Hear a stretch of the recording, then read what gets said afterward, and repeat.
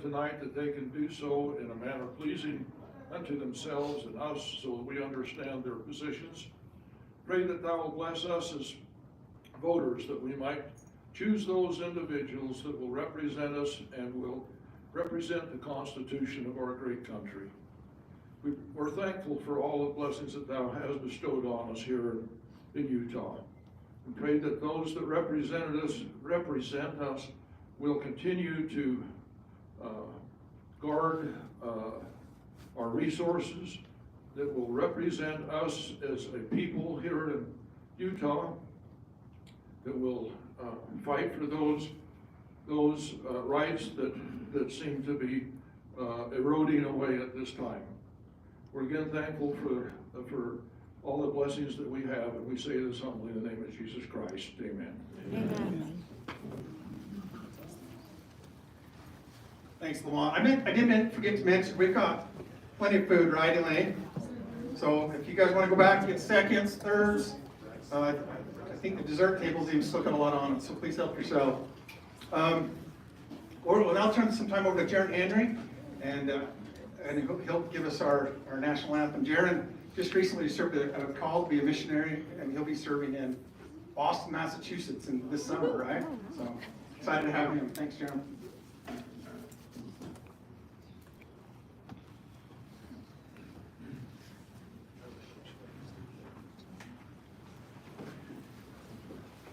Can everyone please rise?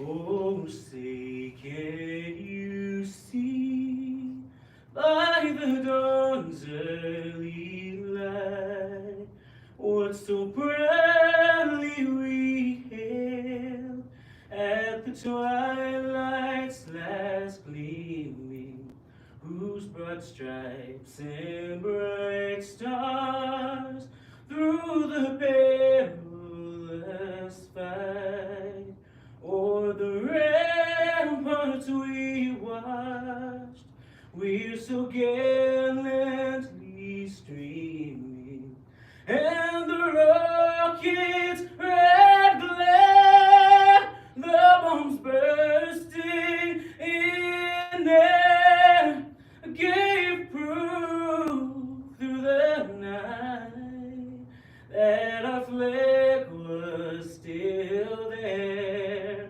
Oh, say does that star-spangled banner yet wave o'er the land of the brave and the home of the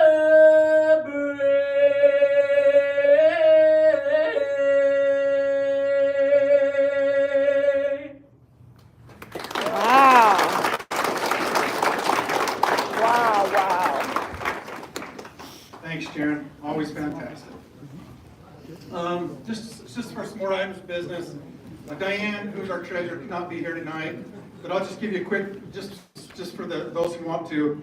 We have one checking account that has $751.98, and we don't dip into that very much. We use that for some of the races last year, and used to support some of our Republican candidates, but anyway, so the funds that are donated tonight and created tonight go towards that.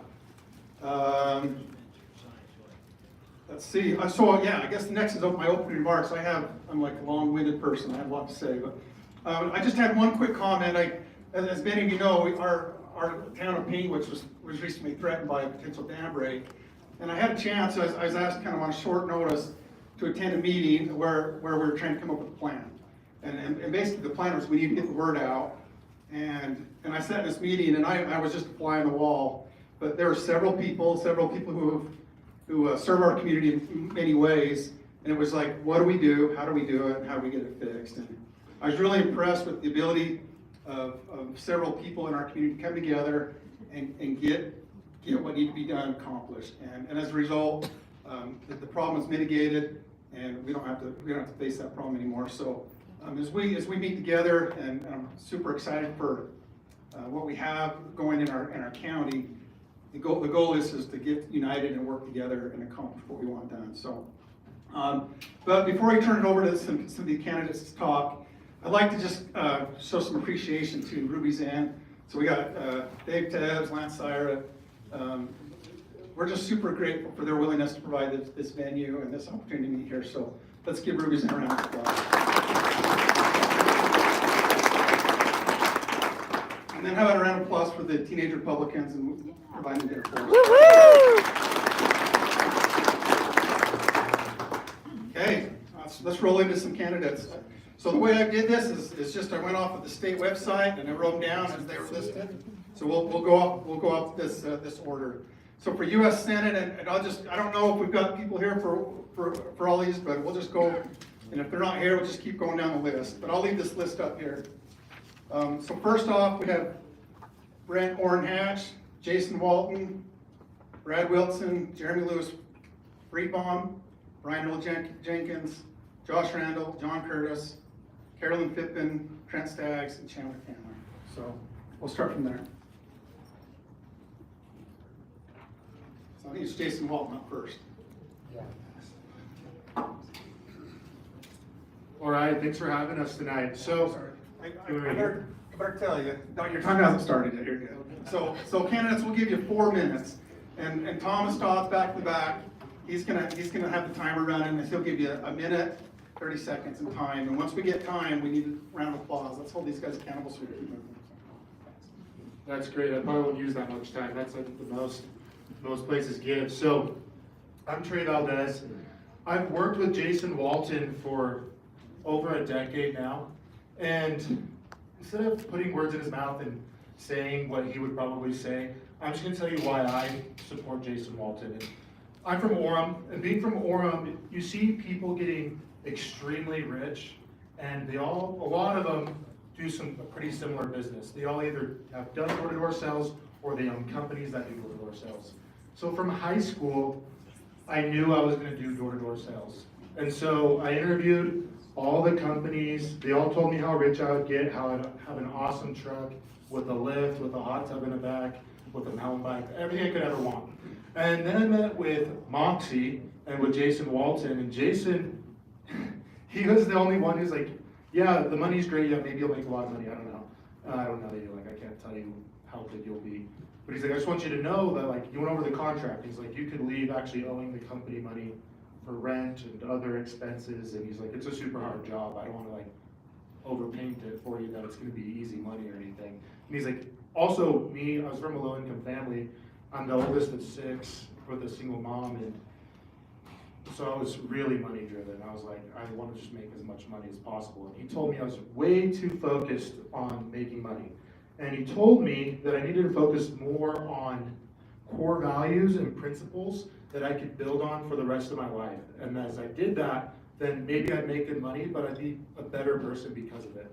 And over the next 10 years, he just gave trainings on core values and principle-centered leadership. That was it. Never once did he say, you're successful if you make X amount of dollars. Never once did he ever classify success with dollar value. And I think in this race, and kind of in the current temperature of our country politically, it's time to have somebody that stands for core values and principles and can take core values and principle-centered living to Washington. And I actually left Moxie working for Jason Walton and started my own business that he mentored me on, and now I have my own company, and he asked me to come back and help him on this race, and I was shocked because he never acted like he was interested in doing anything political. And I was like, I laughed and I was like, why would you do that? Like, you're about to retire, you have everything set up, you're gonna do some fun stuff with your family. People are gonna like tear down your character, like give people great brand recognition, and use like, because somebody has to do it. Somebody has to, one, restore the Constitution, purge the corruption that's currently in Washington, and then secure the border. And then he went in for 3.5 hours and told me the reasons for all of those things. I'm not even exaggerating, it really was 3.5 hours. And I'll hit on those points a little bit more. So what he talked about with the Constitution is our founding fathers outlined the powers of federal government. and said, these are all the powers government should have, and then the rest should be reserved for the states. And since then, we have agencies overreaching all over the place, taking their lands, regulating your businesses, regulating your lives. And I think we can make our own decisions here in Utah on what we do outside of the Constitution. The other thing is with spending, we're $34 trillion in debt now. We have politicians going into office poor or decently off, and they leave office extremely wealthy. Why are we okay with that? Why do we allow that to happen? Why do we allow them to trade stocks on committees, on companies that appear before them? If we do that, it's insider trading, we go to prison. If they do it, it's okay. And then why is the border a political issue? Why are we letting not just the illegals, but terrorists into our country? So it's time to restore the Constitution, defeat Biden, and stand with Walton. Thank you.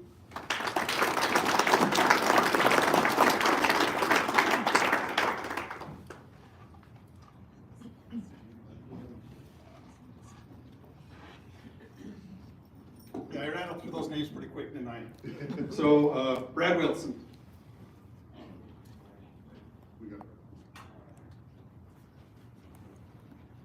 Sorry, I don't look like Brad Wilson. I'm speaking on his behalf. The reason I'm speaking on his behalf is because I've known him my entire career. I'm in my 4th term as your county commissioner, and I go with people that I know the best. And Brad Wilson, all the time he was in the legislature, you all might not have known him, but I got to know him pretty good. I mean, I was not in his district, but he did a lot for Garfield County in the legislature.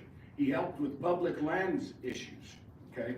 And then he got more famous and more famous up north and became the majority leader in the House of Representatives, which is one step away from being the Speaker of the House. And he still helped Garfield County. And then he became the most powerful person in the House of Representatives, the Speaker of the House. And he still helped Garfield County. A couple of things we can talk about is the Grand Staircase. He was heavily involved in that when he was the majority leader and Speaker Hughes was the Speaker. He was heavily involved in that. Anytime we've needed appropriation money, I'll give you the best example I can give you, the Centennial Celebration. Brad Wilson's one, Commissioner Taylor, you can talk about that as well. We weren't going to get the money, and we literally, remember that, we talked to him when it was at the deadline, and he literally was one of the ones in leadership that had the power to get that money, $300,000 for this celebration here last summer. So that is the type of person I'm going to support, one that I know. And there's other candidates here that I support and I have endorsed publicly. I'm not speaking on their behalf, but please come up and ask me anytime if you have any questions on who I am supporting. But how much time have I got left? 2 minutes. 2 minutes? Yeah. You want to hear more about Brad Wilson? Well, I've got 2 minutes. But another thing, we have a jail here that Sheriff Perkins, you was involved with Brad in that. I was on the actual relocation committee, the Prada board, with Brad Wilson. And that was when we moved the prison.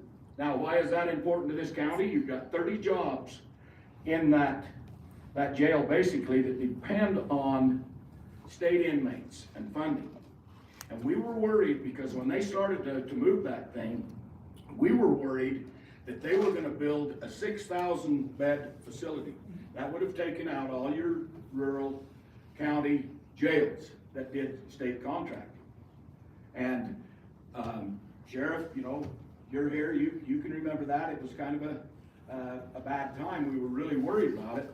He was one of the ones on that relocation board, the Prada board, that relocated it, that made sure the new facility was going to be about 3,800 beds. And he stuck to that. That was early on in his career.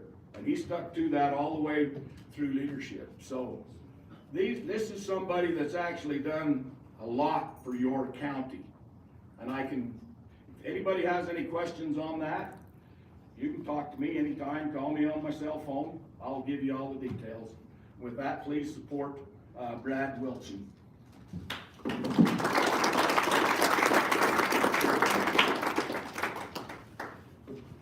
Jeremy Lewis Freebaum, Ryan Earl Jenkins, Josh Randall, John Curtis. After John Curtis, it's Carolyn Pittman, Trent Staggs, and Chandler Cameron.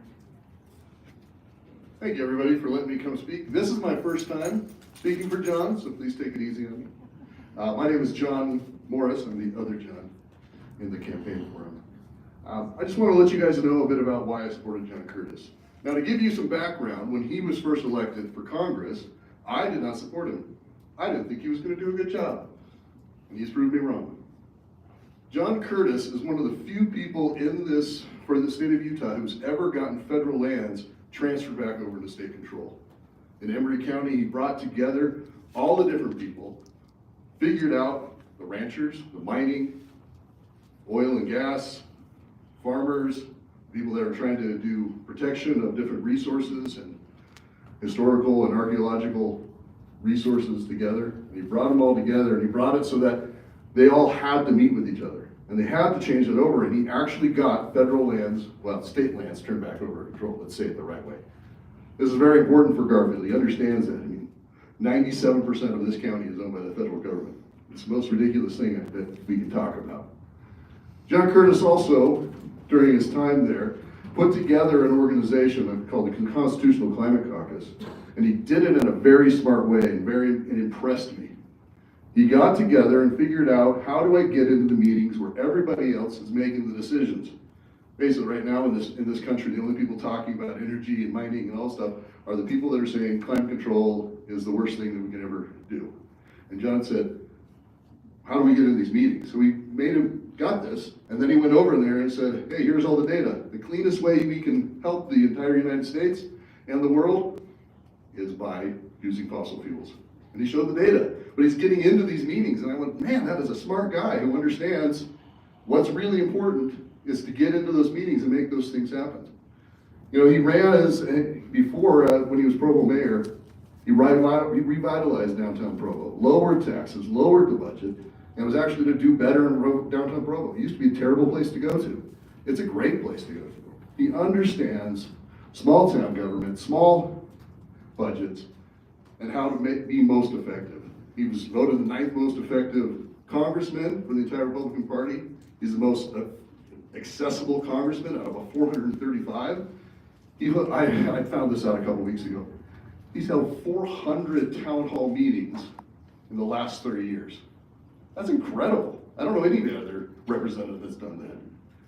And so I'm voting, and I've been supporting John because he really has shown up. He's doing what he said. He's supporting us. He's supporting the state of Utah. He's voting to help lower the budgets, to defend our constitutional right to have a border. He's doing all of these things. He's just not one of those people that goes out. And, you know, he's a humble guy. He's an introvert. And that's why I'm supporting him, though, is he's done all the things that I've asked him to do. He's not even my congressman, but he's met with me several times. So I hope you'll join me in supporting John Curtis. And for Senate, I thank you guys for your time.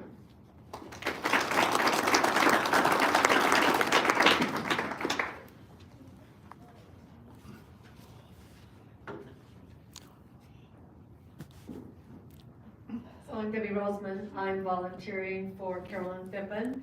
We've been together for a few years running campaigns in Draper in Utah.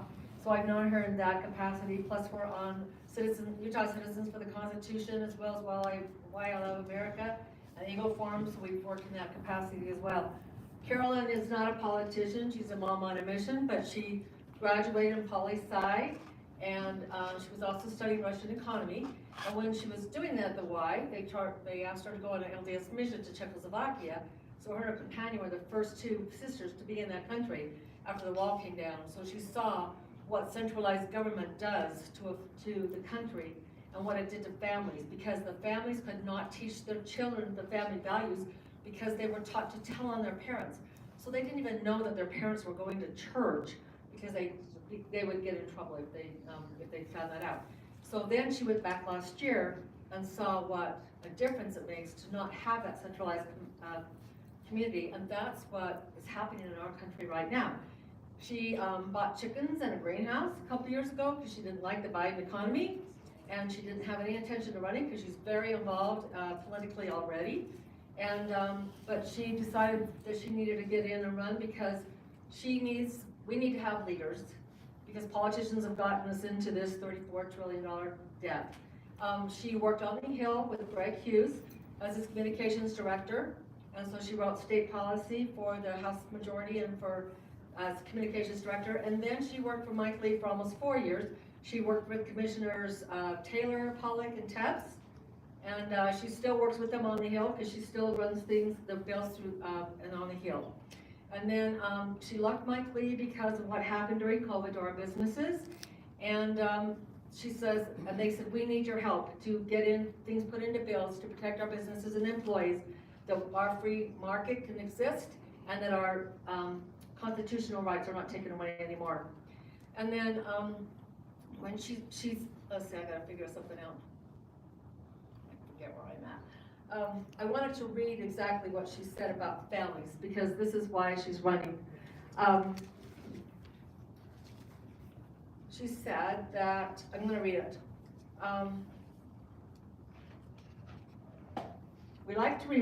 She likes to remind her political friends in Utah that it's not because of them, while their work is good, but it's because of our families and our belief in God as to why Utah sets our state apart from other states in the Union.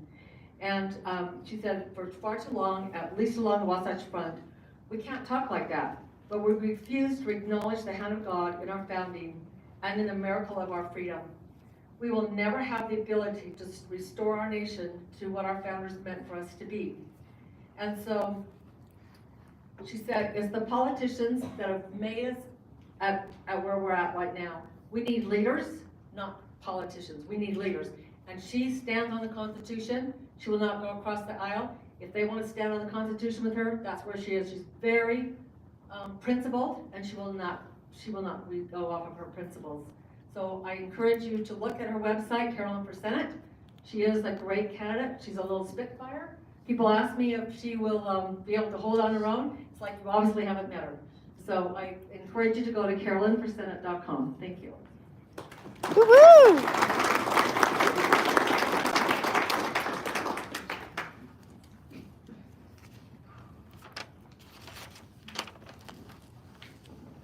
Is there any other Trent Staggs? Taylor Tanner? Okay. Next is the U.S. Congressional District 2. We got Ty Jensen, Colby Jenkins, and Celeste Malloy. I don't know if Ty's here, but Colby? Thank you. Good evening. Hi, I'm Colby Jenkins. I'm a Utah native, born and raised in Roosevelt, Utah, the Uinta Basin. Not too far from here, but the Uinta Basin, small town.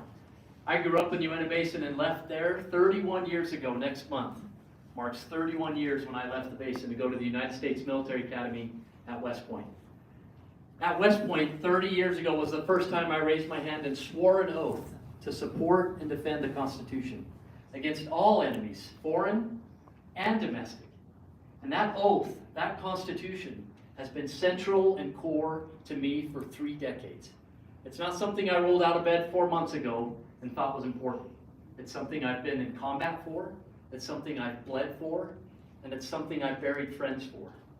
So when people ask me where I stand or why I'm here, I begin on the Constitution. It's important. It's why you are ultimately hiring me, is to defend that. Now, my military career took me first as a combat veteran Green Beret. You can kind of see that back in the old days when I was a little bit stronger in the back and my hair wasn't as white. I was a combat veteran Green Beret leading a Special Forces A-team in Afghanistan first, and then in other areas around the world doing hostage rescue missions in the jungles of Colombia and counterterrorism operations in the garden spots of the world. Coming out of that operational environment, working with tribal chiefs, working with people who are not like me, who do not think like me, my command said, we have some other people just like that you need to go work with. And guess where they sent me? Washington, D.C. They said, you need to go work with these tribal chiefs. So I became a Green Beret liaison to Congress. I worked in the Senate for a while, I worked in the House of Representatives, and then back into the Pentagon for many years. This will not be my first rodeo in Washington, D.C. I swam in that swamp, but I had a really good snorkel, and it kept me from drowning. But coming out of there, I had the opportunity to also go work in the corporate world. I've spent 16 years in the corporate world, where I've worked with some of our most innovative thinkers, solving some of our most complex problems. That corporate world experience, together with combat-tested leadership, has prepared me for the opportunity and privilege to serve and represent you in Washington, D.C. But now let's talk about some critical things. We've talked about water and land already. That is core to our district, for sure, and certainly here in this county. Battling for our water and land is what we depend on. There will be no daylight between me and anyone else that's battled for our water and our land here in the 2nd District. But where there will be daylight, let's talk about that, because that's the choice that you have before you. Where is the daylight? What is the choice? 2 issues I just want to talk about. You're ultimately hiring me to go and make sure I do not grow government and that I restrain government, limiting government, fiscal responsibility. Last December, there was an important thing called FISA, the Foreign Intelligence Surveillance Act, which allowed our government to spy ultimately on Americans. And it was supposed to expire last December. I would have voted no on that bill that had FISA attached to it. My opponent, Celeste Malloy, voted yes. And we're running out of time to talk about all the details. But that came due last Friday. The 4 months that it got extended was due last Friday. One more opportunity to actually kill that and stand up on the Constitution and tell our federal government that if you're going to spy on Americans, we're not going to give you more rules. We're going to give you this little pesky thing that goes back to 1791. It's called the 4th Amendment that protects us from illegal search and seizure. My opponent voted once again for the final bill that did not have the warrant requirement. Senator Lee posted, anyone that voted for that should lose their job. I am here to stand and defend our Constitution. I am not going to vote for the Chuck Schumer, the Joe Biden $1.2 trillion omnibus package. I'm going to stand and say enough is enough. And that's why you're ultimately, hopefully, going to hire me. Thank you for the opportunity.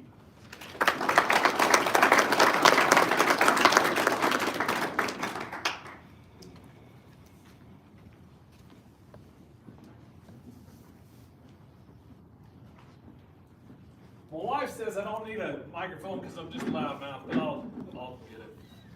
All right, obviously I'm not Celeste Malloy because Celeste Malloy is back there working for us already, and she's doing a great job. And, first of all, welcome Ruby's Inn. My day job, I get to work right here, and it's a pleasure to have all of you come out here and be with us today. You know, Ruby's Inn is a 108-year-old family business. Ruby was my great-grandfather. A lot of people think Ruby was a woman, because Ruby's a woman's name. But it's his nickname, his name is Reuben. So as to being a 108-year-old family business, you gotta be steady. You gotta be consistent. You have to be conservative to survive. We've survived a lot of things out here. And, we rely a lot on our public lands out here. People don't come to Ruby's Inn because because we're Ruby's Inn. They come out here because we're on the doorstep of Bryce Canyon National Park. And, so I've been friends with Celeste Malloy for a long time. We're T-Birds. Anybody else a T-Bird in here? Go ahead, you. All right, thank you. So anyway, but I've been friends with Celeste a long time. And, Leland, he mentioned Bryce Canyon Centennial. Last year was Bryce Canyon's centennial. So you think about that. We've been here for 108 years. They just barely had their 100-year anniversary. So we're older than Bryce Canyon National Park. And Celeste, she's been fighting for us. In the tourism sector, national park access, it seems like the federal government, with left to their own devices, is always trying to screw something up when you look at the bureaucracy and things like that. So I knew that Celeste could do the job because she had been doing the job for years. She was Chris's representative down here. There's very few meetings I had with the federal government where there wasn't a big issue that Celeste wasn't in the room.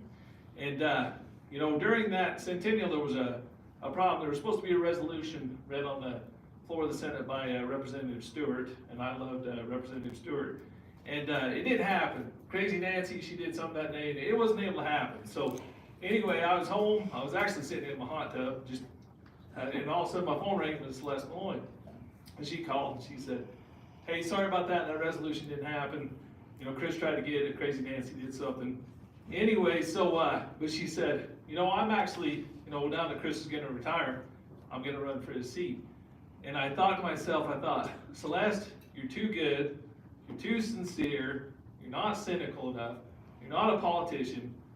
And I thought there's no way in heck that Celeste Malloy, she's just not the politician, she's not the political type. And I thought there's no way a person this sincere, this good, that was gonna fight for us is really gonna make it. And when she made it through the convention and she became our nominee, I was like, this is the most awesome thing ever. And I think Celeste has done a great job back there. You know, when you're in Washington, it's a little different when you're on the outside looking in. And I know Celeste is fighting for us. Public lands, you know, it's such a big thing here in the state. Water rights, national park access, again. Celeste is back there, she's doing the job, she's doing a great job, but we need to send her back there. Thank you for your time.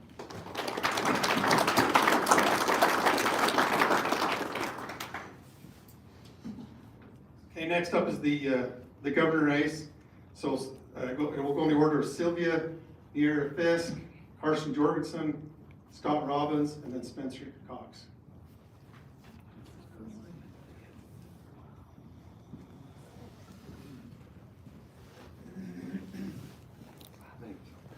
Well, thanks for having me. For those of you who don't know me, my name is Carson Jorgensen. We're sheep ranchers from Garfield County. We've been there for 170 odd years now, and we're glad to be here. And for those of you who've been state delegates prior, you know me. I was a former chairman of the Utah Republican Party, so I served as chairman over the entire party in the state for the last 2 years. People ask me, why does I got involved? Politics is a nasty business. It is, and it's a terrible thing. Unfortunately, somebody has to do it. And for far too long, we've left it to people who serve their own interests, who unfortunately want to be politicians. People ask me, why do you want to run for governor? I said, no, you're asking the wrong question. Why should we run for governor? If somebody wants to be in politics, you've got a problem. Because you're already ready to compromise what you believe, what you've got going. So, as chairman, I saw firsthand what was happening within our state. I've been fighting for public lands and the agricultural industry for a long time. Over the last few years, we've worked extensively with the state and federal delegation on trade for the sheep industry in particular, as well as the beef industry. But all of these things affect us, all the things that happen. And I was talking earlier to a fella, and I said, you know what? The fights that are going to matter over the next 15 years are going to happen between Garfield County and the Arizona Strip. The federal government's coming for us, Bill. It's coming, and we have to be ready for it. We have to have somebody that has the mental fortitude to be able to say no, that we're not going to play this game anymore, that we're going to stand by our ranchers and stand by our energy sector, that we are going to make sure that we have the things that we have to survive as a state. There are a few things that worry me, a few things that keep me up at night, because it's easy to sit here and talk about what's going wrong and what we want to do. Over the last 10 years, we have doubled our spending in this state. That makes us more dependent on the federal government. Over the last 10 years, we've gone from $14 billion budget to a $29.5 billion budget. Over the last 3 years, under the current administration, we have added $8 billion to that budget. Not only that, the worst part of it all, we have gone from taking $4 billion a year from the federal government to $9.5 billion we take from the federal government every year to pay our bills here in this state. 1/3 of our bills are now paid by the federal government. We all talk about cutting our dependency on the federal government. We all talk about taking our public lands back in town. I'm the first person that wants to see it. I'm the first person that wants to see state control of our public lands. And that's what we can push for. But with that, as long as we're taking that money from the federal government, they're going to continue to own us. They're going to continue to run things. We talk about water resources. We talk about public education. All these things come back to the federal government. The federal government is the problem. And we as a state have to make sure that we are in a place to tell the federal government no. But our increasing dependency on the federal government is making us vulnerable. The auditor came out 2 weeks ago, and he says, you know what? Their audit shows that the state of Utah is vulnerable and in a dangerous spot because of the amount of money the current administration has gone to taking from the federal government. You look at Panguitch, guys. We spent $1 billion on a baseball stadium. We can spend $1 billion on bringing a hockey team to the state. We have critical infrastructure that is getting overlooked. We're taxing for things that we want, not things that we need. Those are the things we should be focusing on to make sure that this is here for our kids, for your kids, for my kids. Because in the ranching industry, we all know, it's all about the legacy. It's all about our heritage. It's all about our kids. It's all about our family. And if we're gonna make sure that it's here, we have to stand up and do what's right. We have to do it right now. And that's why I'm running for governor. Woo-hoo!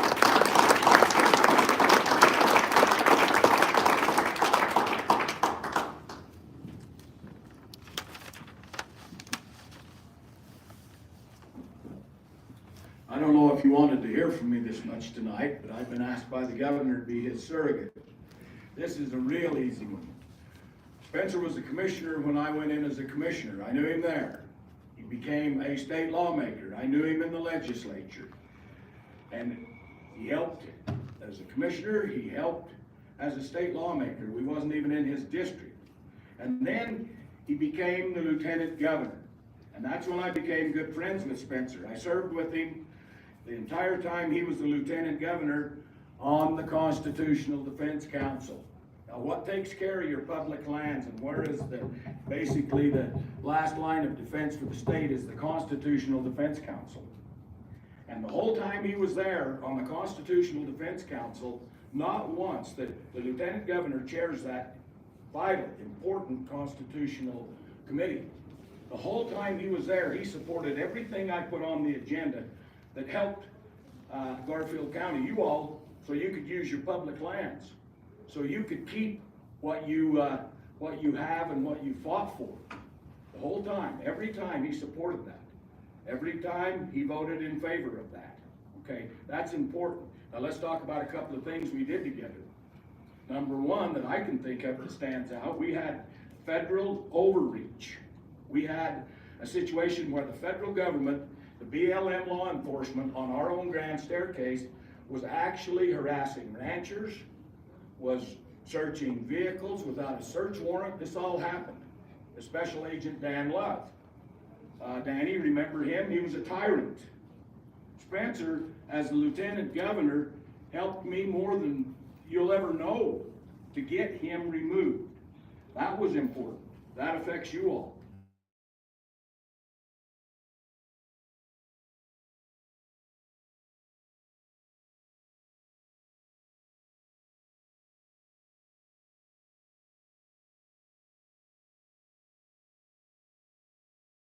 Because he was good friends with the Secretary of Agriculture, Sonny Perdue, as a governor of Georgia. And then he became the most powerful person over the forest in the country, really. Okay? So he helped with that. That was a request. Now, we just had the dam break. You know who the first call I got on my phone? Tuesday night? Spencer Cox, governor of Utah. Leland, what do you need? What do you need on that? And I says, well, we're just trying to wrap our head around it. Called the next day. What do you need? And by then the water company was saying, we gotta have money. We have to have money. That is one thing we have to have. The little water company couldn't do it. So what did he do? He guaranteed funding to cover all the expenses out of his emergency funding. Just that quick. So Garfield County was able to take the pressure off our little West Panguitch Water Company really quick, early on. And basically, he was the first one that I called when we kind of got it under control Thursday. You know, your county road crew, gotta give them a shout out because they basically built a road out on that dam that saved it. So, you know, as your commissioner, I'm not gonna stand up here and lie. I don't do that anyway. My wife knows that. You know, my own worst enemy is the elected officials, my mouth. But think about, you know, who you vote for here, because this guy, he's been here for Garfield County, and I stake my reputation on it. So please, re-elect Spencer Cox for the governor of the state of Utah.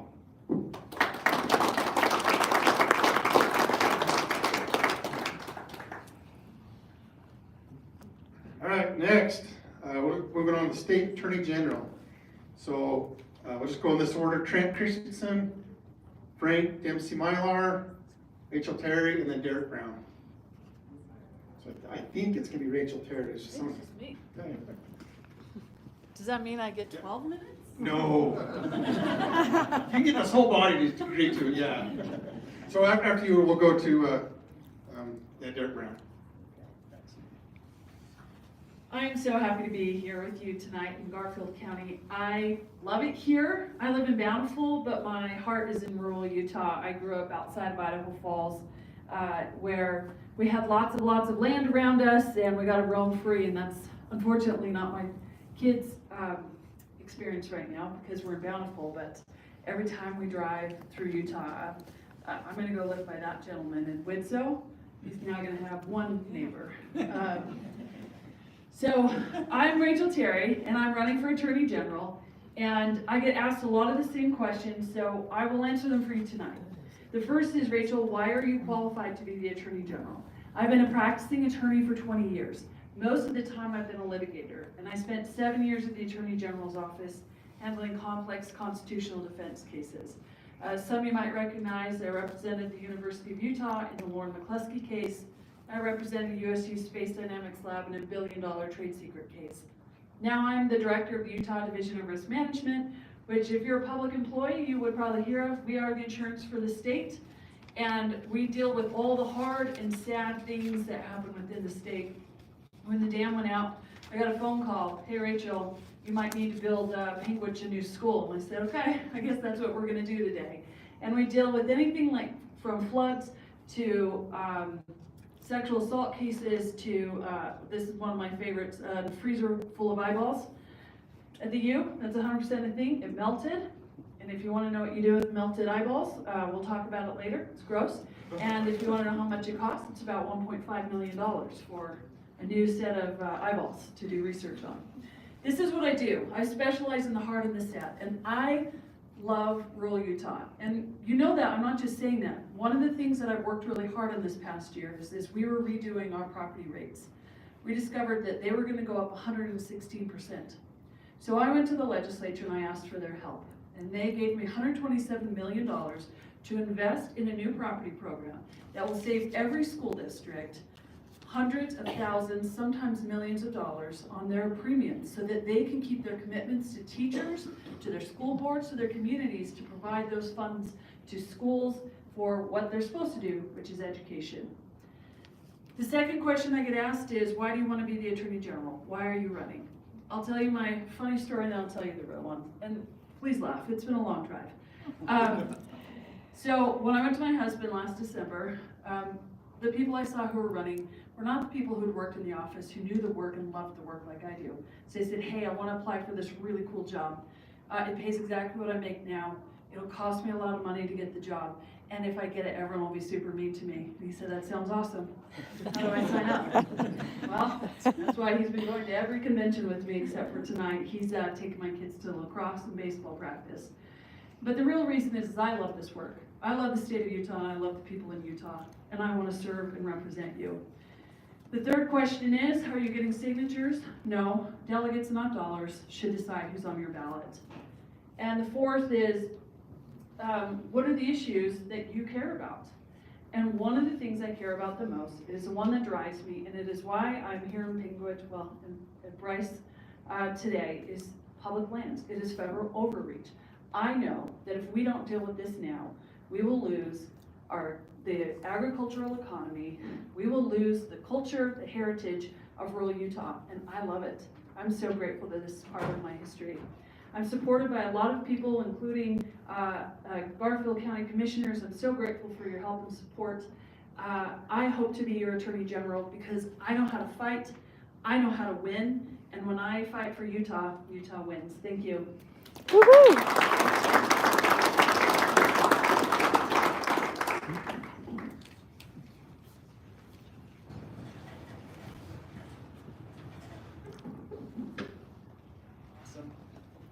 Well, can you guys hear me? Perfect. Okay. So my name is Adley Elison. I am not Derek Brown.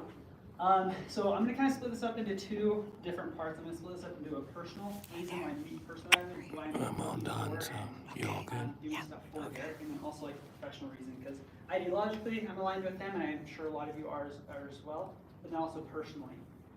There is a quote that I really like, and it says, "You can tell the measure of a man by how he treats someone who can do him absolutely no good." Now, when I first met Derek Brown, I was in my last year of college, and I was my first foray into Republican politics. I had just been elected to the governing body of the Republican Party, the State Central Committee. At this point, Derek had already worked for Mike Lee. He had already worked for the two largest law firms in the nation. He had already filed amicus briefs in front of the Supreme Court. He had already been the state party chair. He had already been an advocate in personal practice.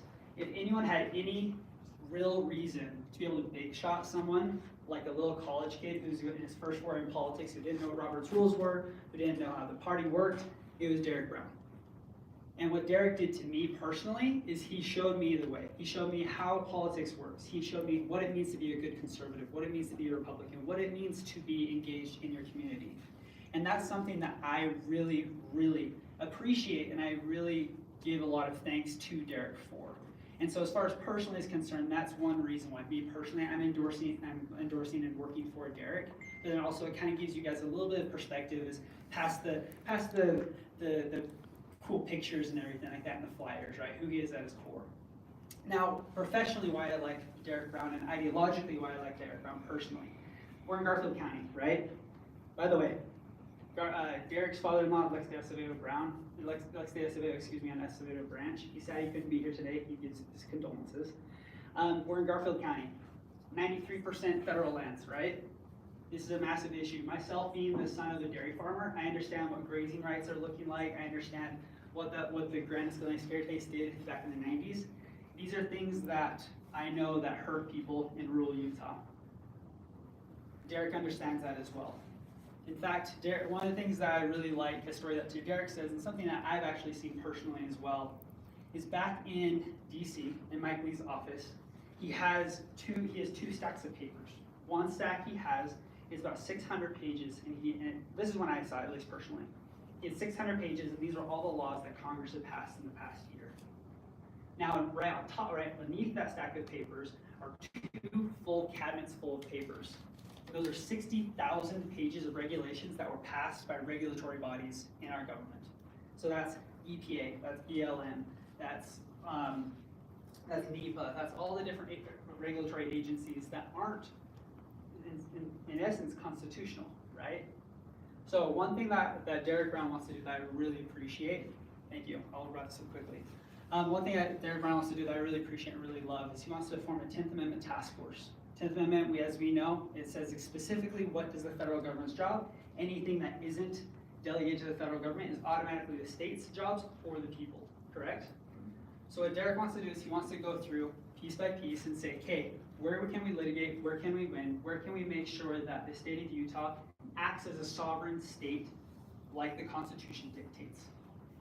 And so that personally is why I think that Derek Brown is the person for this job. He's willing to go to bat for Utah. He has the experience to go to bat for Utah. He has the ideology and the principles to back Utah. And that's why personally I'm supporting Derek Brown, and I hope you guys join me in this support. Thank you.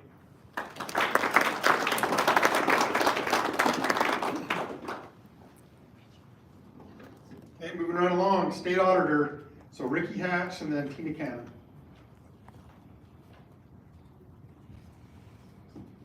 There is one person in this room who is guilty, and it's the reason why I am here tonight.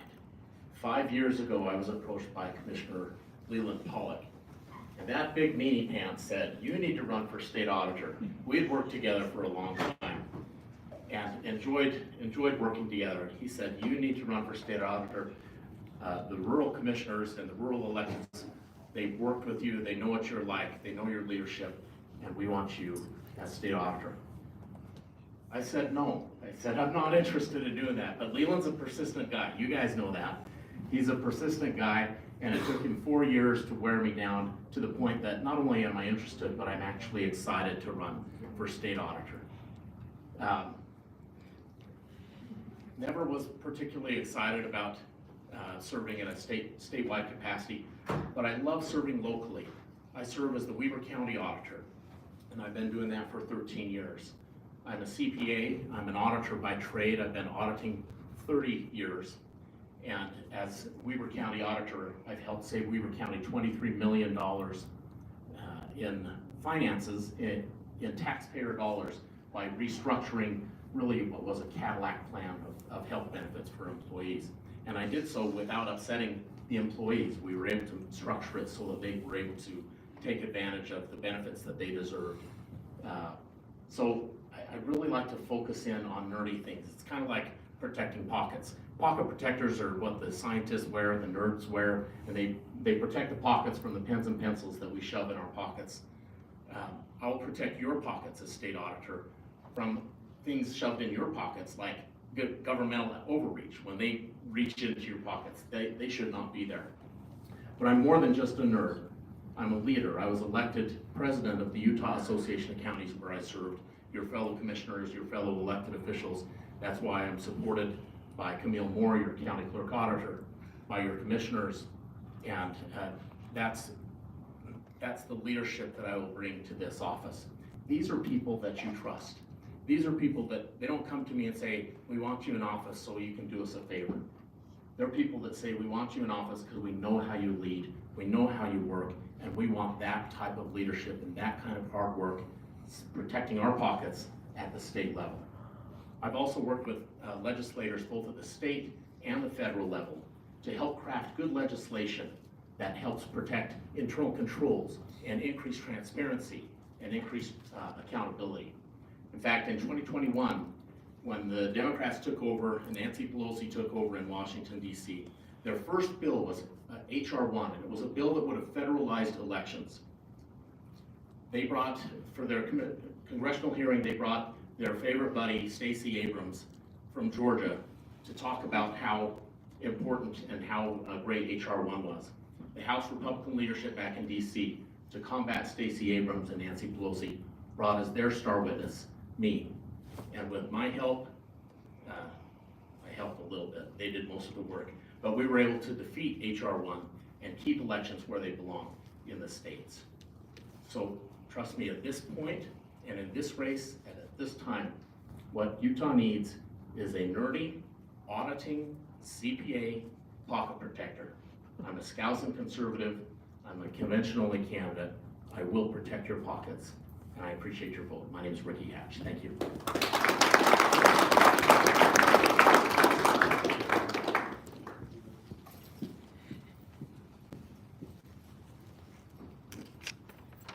Good evening. I'm Tina Cannon. I'm also running for state auditor. I'm also a convention-only candidate.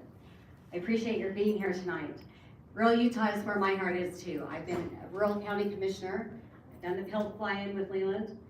And I wear my public lands pin, my American Lands Council pin proudly, because I know what it means to be in rural Utah and have the vast majority of your land controlled by someone else. My background is accounting. I graduated from Utah State with an emphasis in management accounting. My specialty is taxation. How that matters to you is I know exactly who we got all of the money in the state government from. I've sat across the table, or sat across my desk for 28 years and told people how much money they were going to send to the federal and state government. And because Utah taxes you income, sales, and property, you send by far more money to the state government than you do to the federal government. And I know exactly what that means. So, I was elected in Morgan County on their council right after their county administrator had embezzled 100% of the general fund. And he got it in less than a year. So I was elected with an accounting background to come in and actually put this back together. And I got to know the state auditor, John Dougal, extremely well. And one of the things that I learned is under the prior state auditor, who was a CPA, 800 out of 1,000 agencies were non-compliant in their financial reporting. The impact of that is what happened in Morgan County. When people are not watching, when you do not have a watchdog over government, bad things happen. It is important that government follows the rules the same way they insist that you follow the rules. And it's time that we held them accountable for that. So, when I sold my company, John Dougal reached out and offered me a job in his office. So I've been in the office for just under 2 years. I know what we do, I know why we do it, I know who in the office does it, and I know the consequences when it doesn't happen. So for example, my first audit was the State Tax Commission. The State Tax Commission, as we did that evaluation, said to me, our revenue is the same. I said, well, that's interesting because you got it from the wrong people.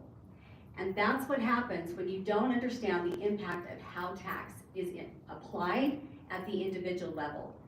The agencies don't understand it. They are looking at the money that they bring in. They're not looking at who they take it from.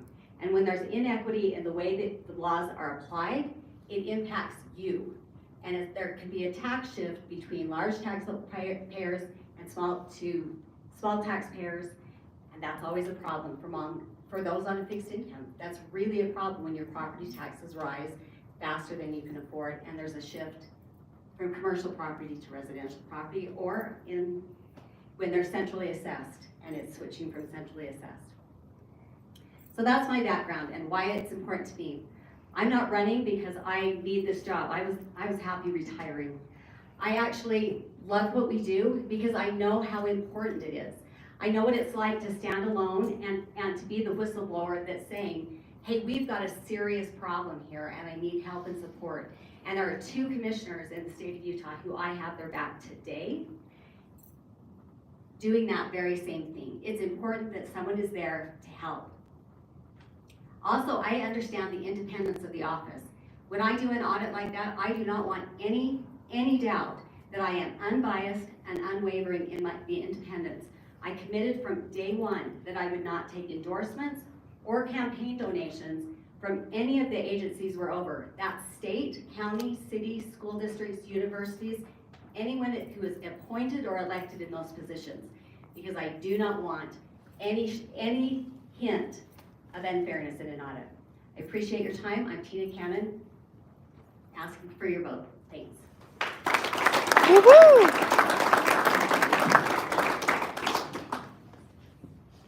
Okay, thanks, moving on.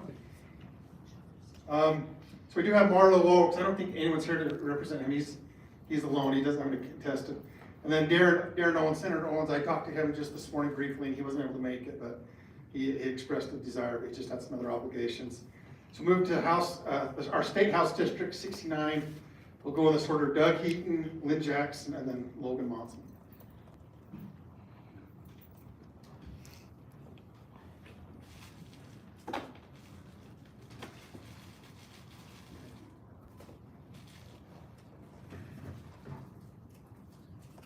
Yeah, I'm Doug Heaton. I live just across the county line down here to the south of you. And I'm going to throw the speech away. There's some things that I just feel really strongly about. About this time, every election season, everybody gets really serious about public lands. The people who are currently serving in office have expressed that.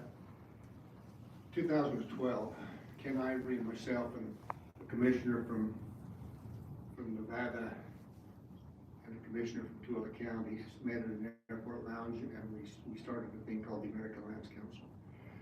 We pondered this thing for like 8 hours before we finally decided what to do. And we decided that the only solution big enough to our public lands problem was to solve the federal ownership problem. The only constitutional granted power regarding ownership of the public land is found in Article 4, Section 3, Clause 2, and it says Congress shall have power to dispose. That's the only thing that's going to fix this problem for us, as long as the federal government owns these lands. I appreciate Tina having a little American Lands Council thing. The only thing that's going to solve this problem is if we can wrest from the federal government title to those properties. And some say, well, that's just crazy, it's a big lift. I'm here to tell you this now. If we can get Utah to file a lawsuit challenging FLTMA's policy, the basic statement, we're going to abandon the policy of disposal, pursue a policy of retention. If we can get the state government to do that, we've been working on this now for years, and they all get really excited at the start, and then the blowback starts. And I'm looking for an attorney general and a governor who's got the guts to actually file that lawsuit. Because up until now, we haven't had that. And I know these guys believe in what we're doing, but it's a toxic issue. Federal public lands need to become state public lands with all valid existing rights intact. That's the only way we solve this problem. Been working on this now for 12 years. And if we can get this suit by this state with a great legal team before the Supreme Court, I'm about 80% sure we're going to win this. And that's the only thing that's going to solve the problem. Now, as a county commissioner in Kane County, we started the RS 2477 rules litigation. We started the resource management plan thing where the state took Kane County's idea and eventually made everybody get a resource management plan for their state, for their county. Utah has a resource management plan for the entire federal state in every county in the state of Utah. If we can just get, we're in a perfect position with the resource management plans. We're in a perfect position to assume ownership of the federal lands as soon as they do this. I'm down to how many seconds? 60. Okay, that's my hobby. My passion is actually something a little more serious. As a county commissioner, I developed what I call my legislation litmus test. That is so important to me, and that's the conversation I want to take with the governor to the legislature. It sounds something like this: who are we trying to protect? What are we trying to protect them from? Does this infringe on any of our rights? Is it a good fit for the entire state? Are we participating in income redistribution here with this action? Those are the kind of questions that I would like to take to the legislature, and I hope that if I get to the legislature, I can make that a conversation. It was fun here just a few weeks ago to be in a meeting in Kane County after I'd been gone for 8 years and have somebody say, who are we trying to protect? What are we trying to protect them from? That conversation lasted 8 years in my absence. And I just hope I can bring that conversation to the state capitol. Thank you so much.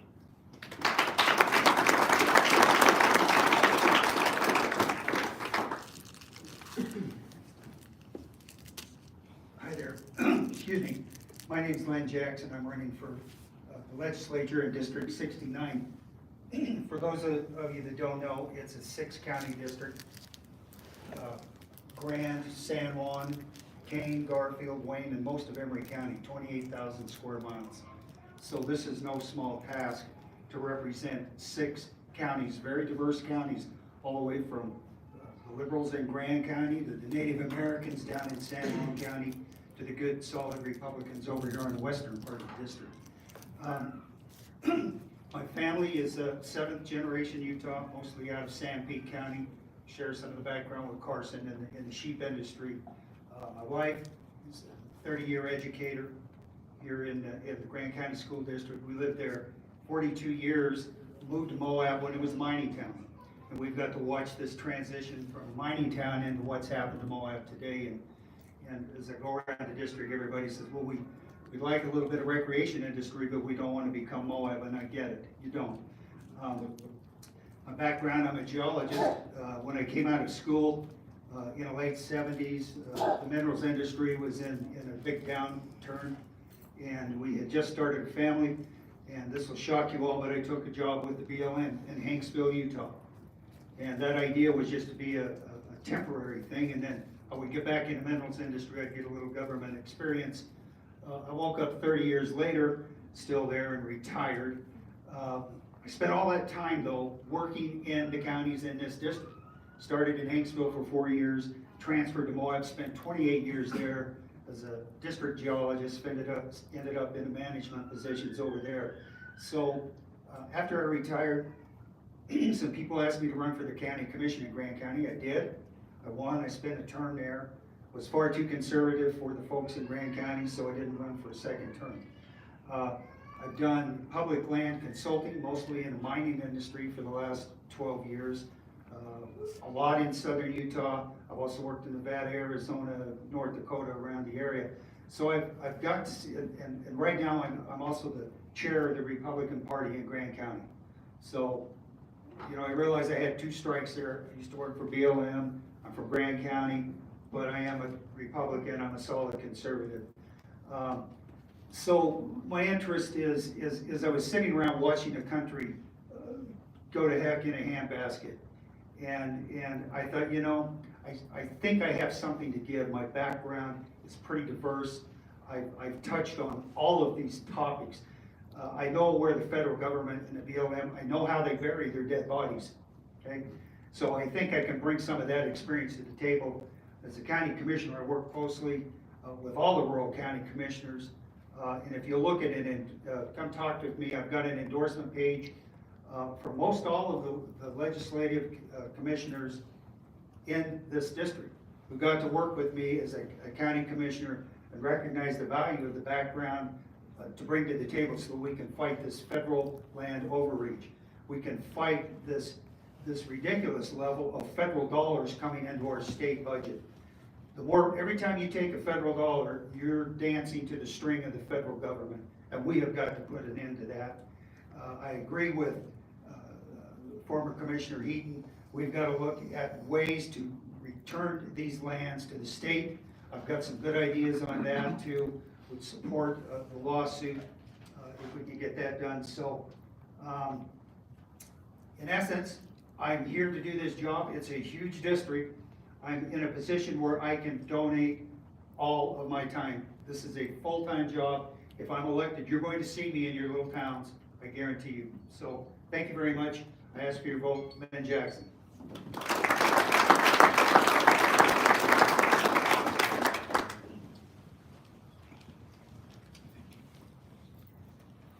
Alrighty. So great to be here with y'all in Garfield County tonight. One of my favorite things about District 69 is what it represents and what it has. That is the traditional family values. That is the rural nature of the district. It's just what makes rural Utah special. I am proud to have served on Blanding City Council for 4 years, and then currently am the Blanding City Mayor down in San Juan County. My service to Blanding has given back to me in more ways than I've given to my community. I am not in politics as a career. I'm a nurse administrator, so I do compliance related stuff at a clinic system down in Blanding. My wife's a teacher, 4 kids, raise animals on our little farm there. We understand healthcare, education, and agriculture, but those things are more than just talking points. Those are really just the livelihood of rural Utah. With urban voices that often threaten our way of life in rural Utah, I am interested in helping to make an impact for our communities. I understand the struggles of everyday folks because I live those struggles every day. Balancing work, family, civic duty, all of those things have given me the ability to serve in this position.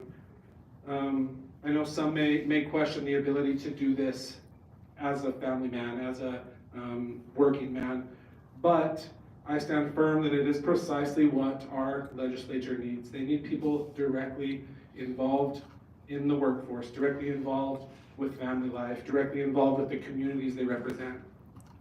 I make, the decisions that I will make are grounded in those things, family, work, communities.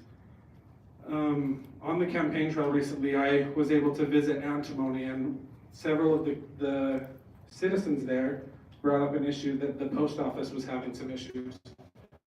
I was able to contact Congresswoman Malloy and several other state leaders, and recently just heard back from those same citizens, and the post office is functioning well and is operational again. So I'm willing to work now. Before we even go through this process, I'm here to work for you. I understand the struggles of what rural Utah is because I live in rural Utah, just like all of us, just like everyone that's running for this. We live there, we understand, and I'm ready to work for rural Utah. Electing someone who truly represents the working class isn't just a preference. I believe it's a necessity. I believe that our legislature must mirror the needs of our communities with representatives who are willing to grasp the struggles and understand the aspirations of just ordinary people, because that's what Utah needs. I am not a leader that claims to know everything. That's why I would rely heavily on communities, on the resources that we have in each of our communities to build up and empower our district. My name is Logan Monson. I am humbly asking for your support in this race. I firmly believe that the convention caucus system is the correct way to go. I did not gather signatures, so I ask for your support at the convention, and I appreciate y'all coming. Thank you for having me.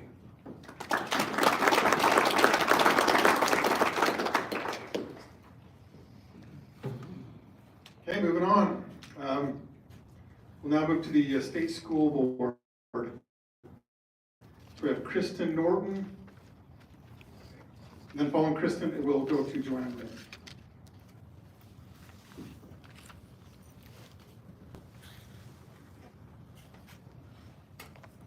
Hi, everybody. My name is Kristen Norton, and I am a public school teacher currently serving on the Utah State Board of Education. I am such a public school teacher that this morning I got up, I taught school all day, I had morning recess duty. After school at 3:30, I went out and did bus duty, hopped in my car, and drove up here. That's every day in my life for the last 28 years. I love teaching school, I love students, I love parents, and I love the other teachers that I get to work with, and I see them every single day. I have the experience that you need to be a state school board representative. I've been on the state school board for 4 years, and I've been in a leadership position on the state school board for 3 years. Last year, the legislature realigned the boundaries, and I was the big winner because I was able to inherit Garfield County. And if you know Superintendent Dodds, every single time he opens up a presentation, he has this big, beautiful picture of lovely Garfield County, and he lets everybody in the audience know that he is the leader of the most beautiful school district in the United States of America. And I'll bet you'd have to agree with him. I want to be and stay on the state school board because I want students to have a safe place to learn. When students feel safe, they can learn, and all students can learn. And I mean physical safety, and I've done a lot of work with the small schools to make sure that they have extra money to take care of their school buildings, and that, as you've seen in this area, has been changing. But I also believe that they need to feel safe and protected from the outside world. I also want to be on the state school board because I feel like our students in southern Utah deserve all of the many wonderful riches that those students on northern Utah schools have. And I have worked hard with that. I speak up frequently, and if there's anything that's brought up about money and funding and distributing funds, everybody looks to me because they know I'm going to be the one speaking up for southern and central Utah. I do it every time, and I make myself known that our kids deserve the very same education that they have up north. Now, what I'm not telling them is that we have such great teachers in southern and central Utah that they're getting a better education. Finally, I want to make sure that we can retain our teachers. And I'm so happy last year that our legislature was able to give them a pay bump. And our state school board for the last 2 years has provided teachers with extra planning time, paid planning time, something they've never had, something I've never had. And that has made a big difference. And they are letting us know every year, and they let the legislature know every year that they want that paid planning time because they need it to prepare. I come from parents that were both public school teachers. I love public schools. I want to continue to help our schools. We've made great progress. We are doing wonderful things. I have the experience, I have the expertise, and I hope you'll vote for me, Kristen Norton, to be reelected to the Utah State School Board.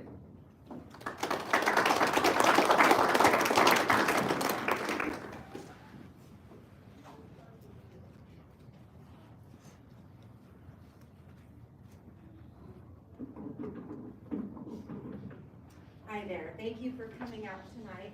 My name is Joanne Brinton, and I am a former teacher, mother, and grandmother who's concerned about the direction of our schools.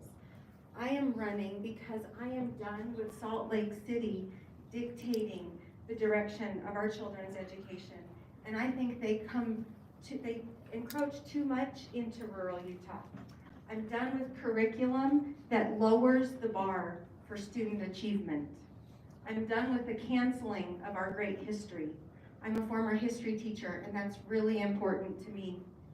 We have kids that are coming home feeling sad to be white because we stole the land from the Native Americans, rather than learning the broad picture of our history with the good and the bad and the lessons. I'm running for Utah State School Board because I don't see enough pushing back against blue state agendas. I don't know if you saw the protest yesterday in Payson, Utah, with children protesting their rights being hampered because of furries in the schools that are hissing and biting and scratching them, and the kids get in trouble if they say anything against that. And then I watched a teacher come out in retaliation on those kids for speaking out, which I believe goes against standards, and I hope that there will be repercussions for that. I have a long list of concerns about curriculum, competency, and political agendas. I believe we need someone who can be a voice for parents. I have 2 children in the school district, and I'm a PTA president right now.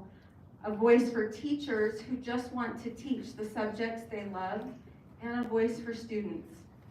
We need state school board members who support conservative reforms coming out of the legislature, not oppose them. I believe there were over 130 education bills passed this last session, and I think each one of those is a vote of no confidence in our state school board because they're not doing their job. The parents have to go to the legislatures and ask them to step in and protect our children.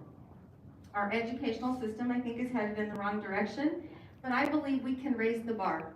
We can get there by prioritizing academic excellence, empowering parent and teacher engagement, and restoring traditional values. First, prioritizing academics. The state board brags that they graduate 9 of 10 students through their portrait of a graduate, but half of Utah's graduates cannot read, write, or do math at grade level. I called Utah Tech University in our town in St. George this week and asked them how many students are enrolled in Math 900. That's 5th grade math. They have seen that exponentially rise over the last 10 years. Our role is to prepare students to be productive citizens who can go out and make their way in the workplace and in their communities. We must get back to teaching kids how to think, not what to think. The second way I will raise the bar is by empowering parents and teachers. The family is the fundamental unit of society. Parents loan our children to the school system to ensure that they are being taught core academics. Let's ensure that our teachers can focus on what they do best, the subjects that they love. We must instill our values to the generations that follow. I believe we need more of our patriotic Southern values influencing policy and less adopting of liberal agendas. Results matter. Are our kids better off in school now than they were 4 years ago? So I would just say I'm the candidate who didn't gather signatures asking for your vote at the state convention. Thank you.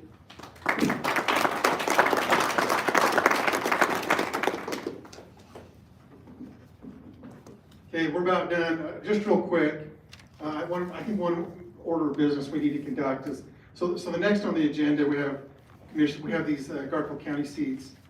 Commissioner Taylor, Kate Fulmer, Brayden Talbot, and Gina Peterson. So Kate's running for county assessor, Brayden for recorder, and Gina for treasurer. I think we need to put them in by acclamation if I can get a motion to do so. I'll make a motion. So moved. All in favor? Aye.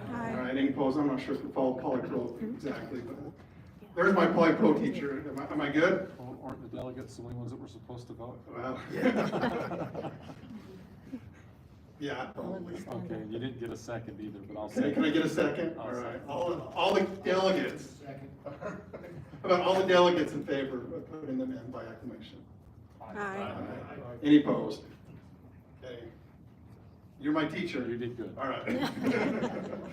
All right, so we'll turn some time over to Commissioner Taylor to say a few words. I don't, and I think at that point we can probably adjourn.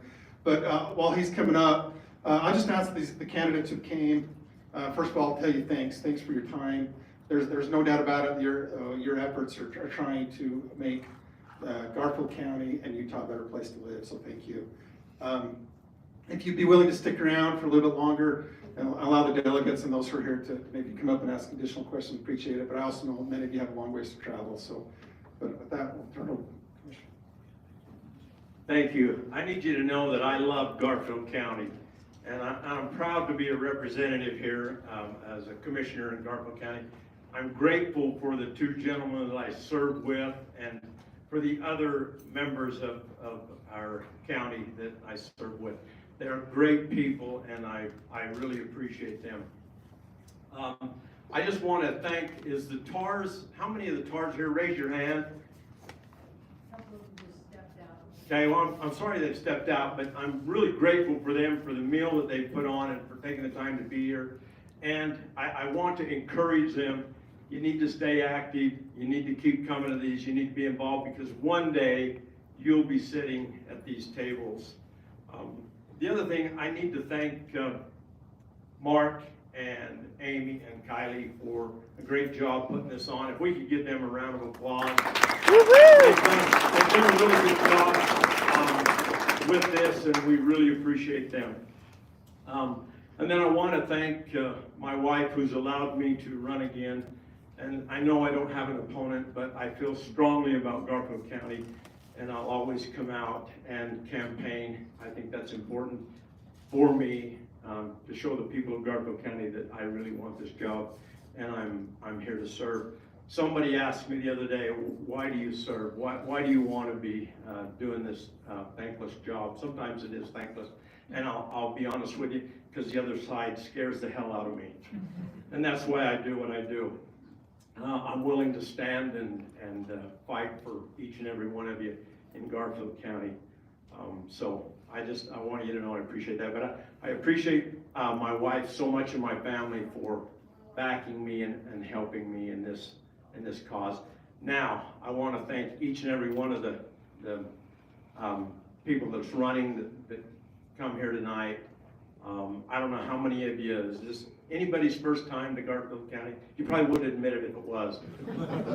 But anyway, this better not be your last. Whether you're elected or not, you need to come back. You need to stay involved no matter what happens. We can do great things even if we don't have the title of commissioner or treasurer or whatever. We can be found doing good things and helping out. We need to all stand together as a Republican Party and fight for what's right. Thank you for coming. Thank you for being involved, and thank you for standing up. And go Garfield County.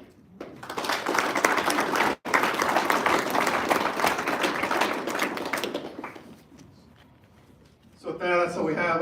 Just again, thank you. Thanks for coming. I know many of you have businesses and families and all kinds of responsibilities and things you're missing out on tonight. And some of you travel a long way, so thank you. With that, we'll adjourn this meeting. Nice to meet you. Nice to meet you.